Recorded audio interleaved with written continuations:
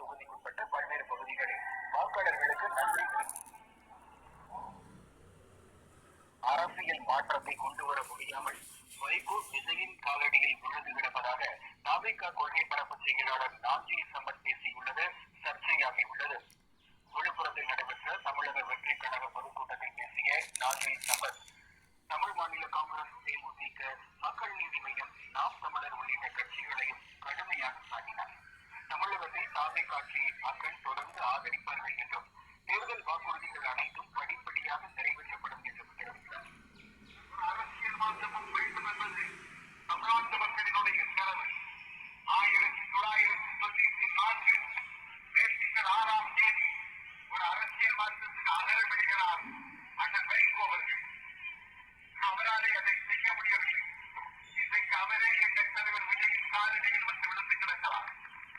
ஒரு அரசியல் மாற்றத்தை செய்வதற்காகத்தான் தமிழ் சில மூப்பரையார் தமிழ் மாநில காங்கிரஸை தொடங்கினார். அந்த கட்சி ஒரு இடத்தில் கூட வெற்றி பெறவில்லை. அந்த கட்சி இன்றைக்கு ஐஎன்டியோடு கைகோர்த்ததன் விளைவு அது கல்லறைக்கு போய்விட்டது.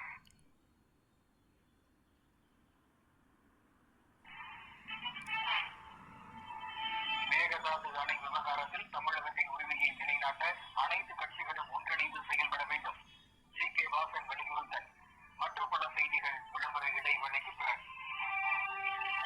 ஐயா, மேகதாது அணை பூரா நீங்கள் எத்தனை வருஷமாக காங்கிரஸ் ஆட்சியிலேருந்து எல்லாம் பண்ணிட்டு இருக்கிறீங்க. நல்லா தெரியுது ஜனங்களுக்கு, பொதுமக்களுக்கு. இந்த கான்ட்ராக்ட் விட்டு கான்ட்ராக்டுக்கார் பூரா தின்னுட்டு இருக்கிறாங்க. ஓஎஸ் கம்பெனிக்காரனு போட்டு 10 வருஷமாக போட்டு தண்ணி எந்த வீதியில் மாநகராட்சிக்கு போயிட்டுருக்குது. அதான் மாநகராட்சியில் ஊழல் கோயம்புத்தூரில் 2 பேர் சட்டை கட்டினாங்க. பொம்பளை பெண்கள் 2 பேருமே. அப்போ கடைசியில் பார்த்தா 50 கோடி மாநகராட்சி ஊழல் நடந்தது காங்கிரஸ்காரர் அந்த அம்மா சொன்னான். அப்புறம் பார்த்தா திமுககாரரு மாநகராட்சி ஆண்டுட்டு இருக்கிற அம்மா அது பொழுதோட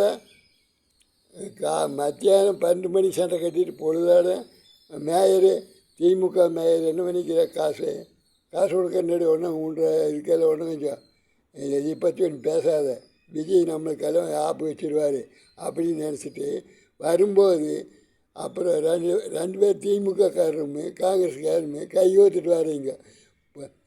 இப்போ நிருபராக பைத்தியகாரத்தனம் பண்ணிக்கிறீங்க. வேறு எவ்வளோ வேக்கானமா 2 பேர் முன்னே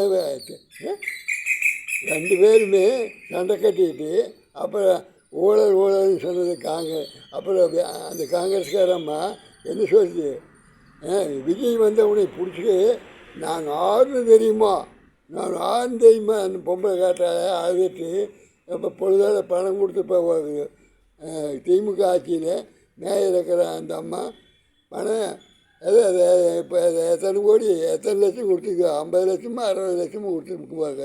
ஊழல் வாய் சொன்னதுக்கு இந்த காசில் ஆடுது. வரி காசு தானே, தண்ணி உடைய காசு தானே, துப்புரவு தொழில் காசு தானே.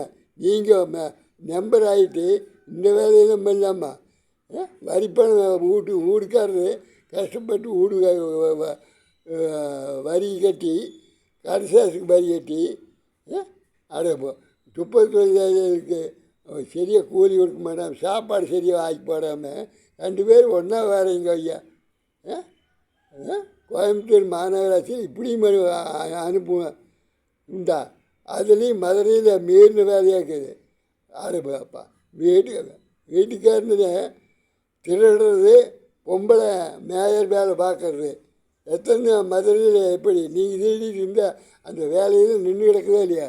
என்ன ஜனங்களுக்கு நீங்கள் பூரா எடுத்து உடுத்து கட்டிட்டு நல்லா வேலை செய்கிறீங்க. வணக்கம்.